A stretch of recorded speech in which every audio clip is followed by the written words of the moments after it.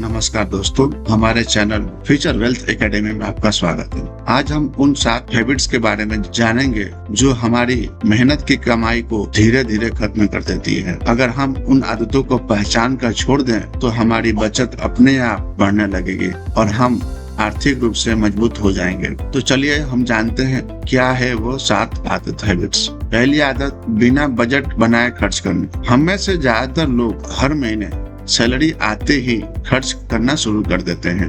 हम ये नहीं सोचते हैं कि कितना पैसा कहाँ जाएगा, कितना बचाना है और जरूरी खर्च क्या क्या है। बस पैसे आते हैं और हम अपनी जरूरतों और चाहतों पर खर्च करने लग जाते हैं। मान लीजिए हमारे महीने की सैलरी 30,000 है। हमने कोई हिसाब नहीं लगाया कि कितना किराया देना है, कितना बिल भरना है, कितना राशन खरीदना है और कितना बचत करनी है। महीने के बीच में ही हमें पता चलता है कि हमारा पैसा खत्म हो गया और अब हमें बाकी दिन चलाने के लिए मुश्किल हो रही है। अगर हम पहले से एक बजट बनाते हैं, जैसे 10,000 रुपये किराया के लिए, 5,000 रुपये बिल के लिए, gas bill, light bill, water bill, 7,000 रुपये राशन के लिए, 3,000 रुपये बचत के लिए, अब बाकी 5,000 रुपये दूसरे खर्च के लिए, तो आपके पास हमेशा हिसाब रहता है कि कहाँ कितना पैसा जा रहा है। बजट बनाने से हमें अपने पैसों पर पूरा कंट्रोल रहता है।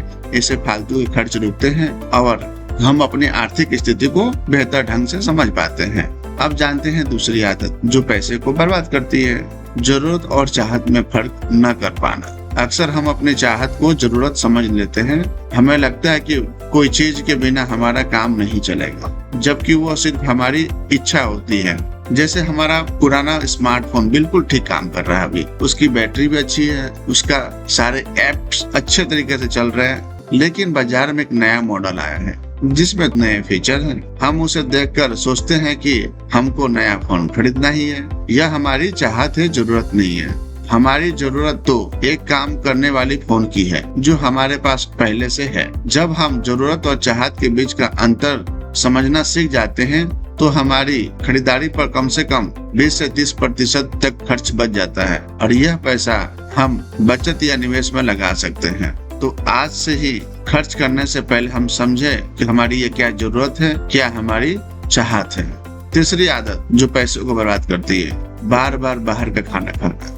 रेस्टोरेंट में जाकर खाना खाना, ऑनलाइन खाना ऑर्डर करना होता है, बहुत अच्छा लगता है और कई बार हम आलस की वजह से भी ऐसा करते हैं, लेकिन यह आदत आपकी जेब पर बहुत भारी पड़ती है। अगर हम हफ्ते में 4 से 5 बार खाना बाहर से ऑर्डर करते हैं और हर बार 700 रुपये खर्च होते हैं तो महीने में आप 3,000 रुपये करीब बाहर का खाना खाने में खर्च कर रहे हैं। वही अगर हम वही खाना घर पर बनाते तो सिर्फ 1,000 रुपये में हो जाता। तो इस तरह हम हर महीने लगभग 2,000 रुपया बचा पाते हैं। घर का खाना खाने से न सिर्फ हमारा पैसा बचेगा बल्कि हमारी सेहत भी अच्छी रहेगी।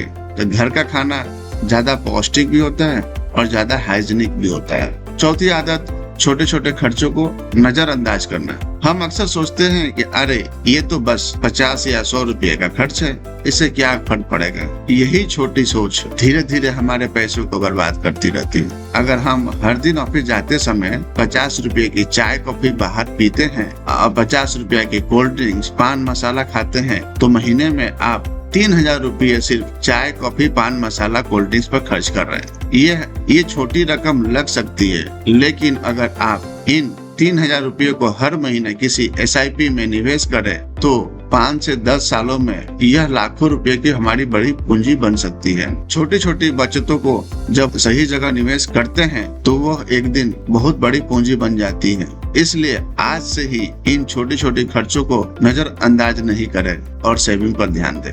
आज से हम ये संकल्प लेते हैं कि हम अपने छोटे छोटे खर्चों को नजरअंदाज नहीं करेंगे और पैसा बचाएंगे, इन्वेस्ट करेंगे। हमारी 5वीं आदत, ऑन यूज सब्सक्रिप्शन और मेंबरशिप रखना। हम कई ऑनलाइन सेवाएं या जिम मेंबरशिप का सब्सक्रिप्शन ले लेते हैं लेकिन फिर उनका इस्तेमाल नहीं करते हैं। हर महीने हमारे बैंक अकाउंट से 1,500-2,000 रुपया कट जाते हैं। हमने जिम की मेंबरशिप ले रखी है और हर महीने 900 रुपया कट रहे हैं। पिछले 3 महीनों से जिम गए ही नहीं। इसी तरह हमने 3 से 4 अलग अलग OTT प्लेटफॉर्म के सब्सक्रिप्शन ले रखे हैं, जो मिलकर हर महीने 1,500 से 2,000 रुपया बर्बाद कर रहे हैं, जबकि हम उनमें से सिर्फ 1 या 2 का ही इस्तेमाल कर रहे हैं। जितने सेवाओं का हम सच में इस्तेमाल करते हैं, सिर्फ उन्हीं का सब्सक्रिप्शन रखना चाहिए, बाकी सभी को तुरंत कैंसिल कर देना चाहिए। यह आदत हमारी हर महीने का कम से कम 1,000-2,000 रुपये बचाने में मदद करेगी। छठवीं आदत जो हमारे पैसों को बर्बाद करती है, उधार और कर्ज पर ज्यादा निर्भर रहना।